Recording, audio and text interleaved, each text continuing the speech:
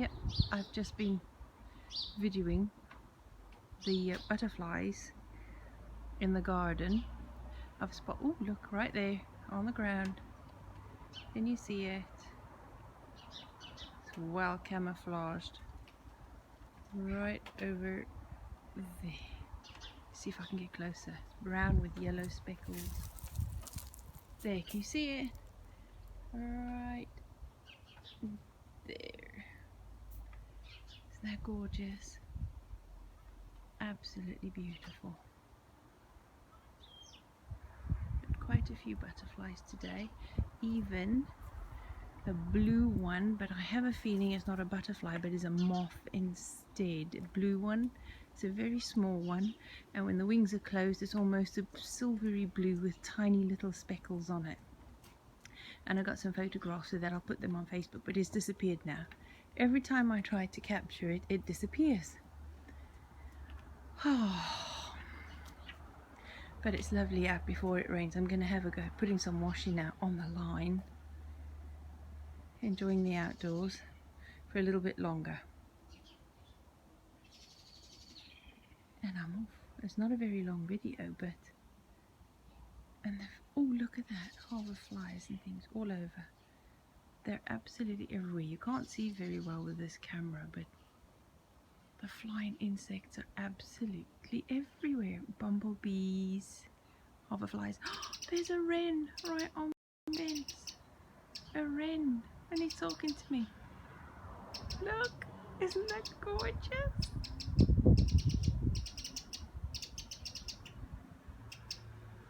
Oh, that's a lovely little performer. They are just usually so shy. They're really shy birds, and you don't see them often, and they scuttle very quickly, and they're usually closer to the ground. Button, stay. Oh, where's it gone? Probably near it, next door's chicken shed. A wren in my back garden. I'm so happy. Told you, wildlife in my garden. And even though there are seagulls or land gulls up there, there's a lot of songbirds still, because there's that tall hedge and other trees around for them to hide in. So they're quite well protected, even though there are lots of gulls around. Ah, that's lovely. I better get on with putting some washing out while there's still a bit of dry weather. It's supposed to be rain coming later, and it looks like there are some darker clouds threatening up there. But I'll put the washing out for a little bit while I can and get on with painting some crafts. Although I would dearly love to just stay out here in the garden. Oh, the trellising over there, that has just been placed over there temporarily while we wait to put the guttering on the new bit of the veranda that we built, because ta-da, it's finished, except for the guttering.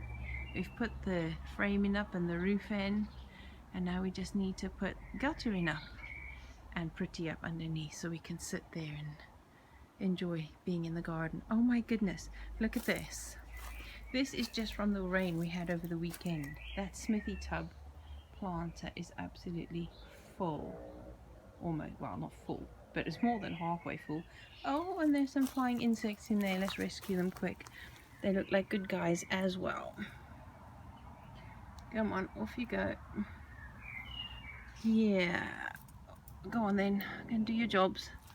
There you go, rescued. Yeah, we don't mind the midges getting drowned. We don't want the other good guys getting drowned.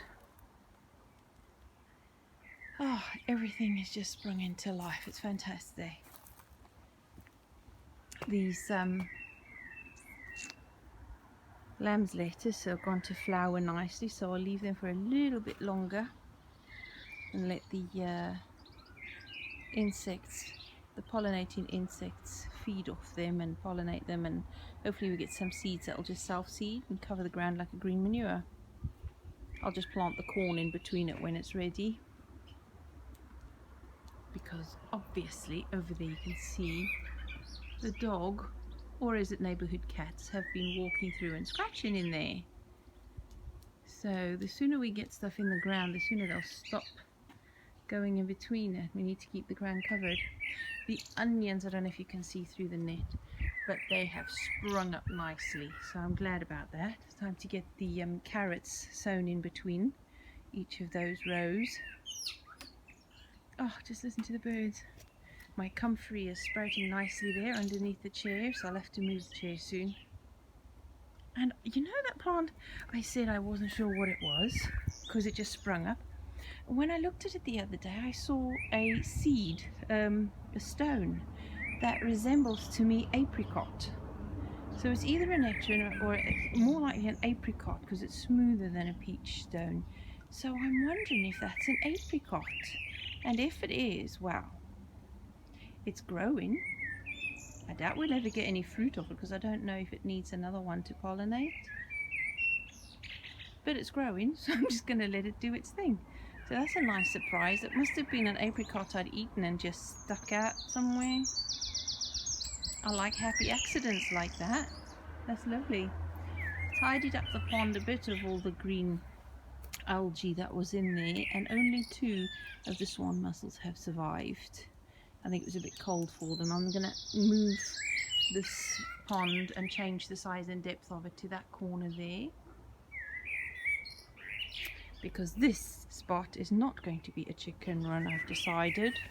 Thought we're going to forego the chickens for now anyway, and I'm going to make this my outdoor cooking area, because I cordoned off with those canes what is going to be the space used for the workshop when it's finally built. So that gave me a visual idea of how much space I've actually got, and I am not going to part with any more of the lawn. This is really tiny, and I want to keep that for the dog because she loves to sun herself and just lie in the sunshine on the lawn. And I like a little bit of green, just a bit. So, and there's not enough space over there for a proper outdoor cooking barrel, not the size that I want to use those oil drums for anyway. So yeah, the pond will move into that corner over there, and I will build the outdoor cooking area right here, which makes it a better place because it's not exactly right next to the shed, and it's not next to the trees or in the way of the neighbors, but it's far enough away from the house. I'll rig up some kind of awning to put around the chimney stack if it's wet weather and we still need to use it in an emergency, but at least there's that option of a kind of off-grid, if you like, in the suburbs, where if we can cook outdoors we will do, and it'll save us on energy in the house and paying on bills. And we have quite a lot of wood lying around that doesn't get used, like those little bits in the corner there. So if we start stacking up the excess and unusable wood and seasoning it, then by next year we'll have lots of wood to use for outdoor cooking. Aye. And we intend to open up the fireplace in the house again anyway and put a wood burner in, so we'd need to store it. So if we build a wood storage underneath the cooking area, you know, like you see some pictures, I go scouring through Pinterest looking for images. So yeah, I think that would be a good idea. We'll use this spot instead because it's a bigger spot, and I'm going to forego the chickens because as I was watching through the window the other day, there were so many house sparrows everywhere. Magpies left to visit, and the blackbirds. So, and as they were rummaging around in the garden, and they take off, as birds apparently defecate as they take off for flight. So when they're in the beds digging for worms or seeds, and they take off, they're manuring the beds anyway. As to the slugs, well, I'm just going to have to make sure we get some frogs. Somehow. Maybe when we move the pond and make it a bit deeper, it'll be a bit more attractive. My nephew's got a bunch of frogs in his garden from his neighbour's pond, so I'm going to import them from his garden. That'll be very helpful, especially when I start putting out the cabbages and lettuces and things like that, all the more tender annuals. So, yeah, positive vibes. Lots of good things. Went to collect some furniture up at Barry Island, well, Barry area, nearby Barry Island today for my son, and got to get on with painting some crafts now, so I'm not going to get much time in the garden. Tonight is supposed to be very heavy rain, and even tomorrow is supposed to be some rain. So I'm not going to get much done in the garden now, but on Wednesday I intend to get stuck into the garden again, because I have sown in the windowsill, you can't really see, loads of jars. Well, I've put them in water to sprout a little. At least then I can see which seeds sprout, rather than sowing whole trays full and only a few sprout, because my seeds are a little bit old, so I don't know which ones are going to germinate. So if I do it that way, at least I'll know which ones are sprouting and sow only them. So I've got quite a lot in there, but I do have some that need direct sowing. So I'll put them in some trays or pots even, so that I don't have to disturb the roots too much when I transplant them into the ground. So I'll do that, and I'm pretty excited. I actually found a small little lilac tree, which I'm really happy about. That'll go in the front garden, because I'm putting some shrubs up there. Keep them sort of low, no more than about 5 or 6 foot, because I don't want to lose the view over the horizon, but I also want shelter from the wind, and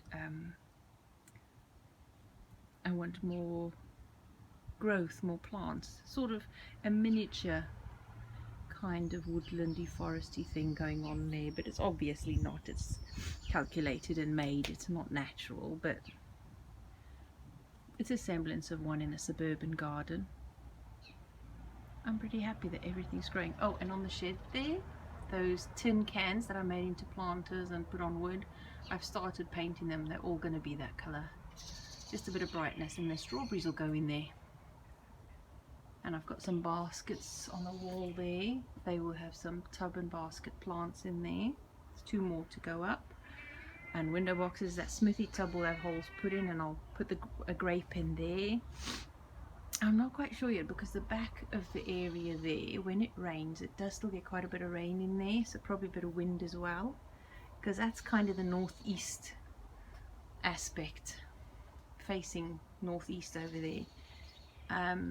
So if I can rig something up like a trellis across just the top half of it to break the wind a bit, I might be able to put something else growing in there.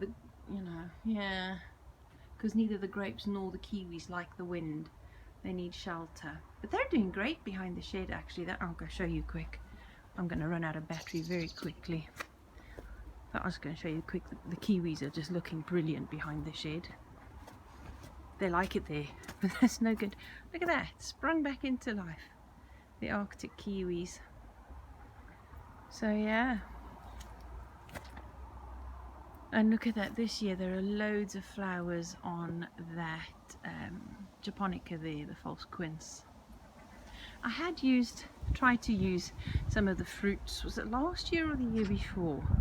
Because they are the same family as the quince, but they're not very good at all. There's more core and seed than there is flesh.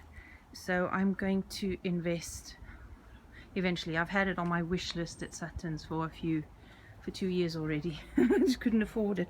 They have a very dwarfing quince suitable for tubs. So I'm gonna get that eventually. But they're like £28. But I will get it. I want it. I want a quince, because that'll be perfect for pectin and for preserving other fruits. Especially when it comes to like the fruit leathers. I can do more of the berry stuff. Ooh, did I just see the bird drop down there by the gooseberries? Yes, there is a blackbird. Looking for worms in the thick. You see her? Just there by the barrels. I don't know if you can see it with the sun shining. Oh, there she goes. Oh, she keeps moving as I get to see her. Yep, behind the bag there, over my comfrey feed. If I stand still, she'll come back this way eventually.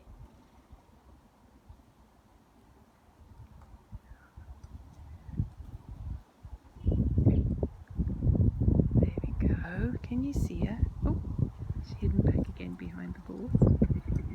Oh, somebody spotted me, she's thinking. And I can tell it's a she because she's a rather mottled grey brown, whereas the males are very black. And apparently with blackbirds, it's actually the male that sits on the nest and the female that brings the food, while the male looks after the eggs on the nest. Isn't that fascinating? There you go. Yep, she's still hiding behind the board, scurrying through the wood chips for worms. That is just so exciting to see wildlife coming into the garden. Well, there we go. Oh, and all those flowers on the blackcurrant bush. Absolutely everywhere. Oh, there. I scared her off. Sorry. I didn't even see she was sitting on the fence. The same colour. But, yeah, the blackcurrants. Look at all those flowers. Look at all those amazing little flowers. Yep. So, provided we have enough pollinating insects, and the garden is full of them, let's hope they do their job. And there shall be oh, look, a bumblebee! As I was saying,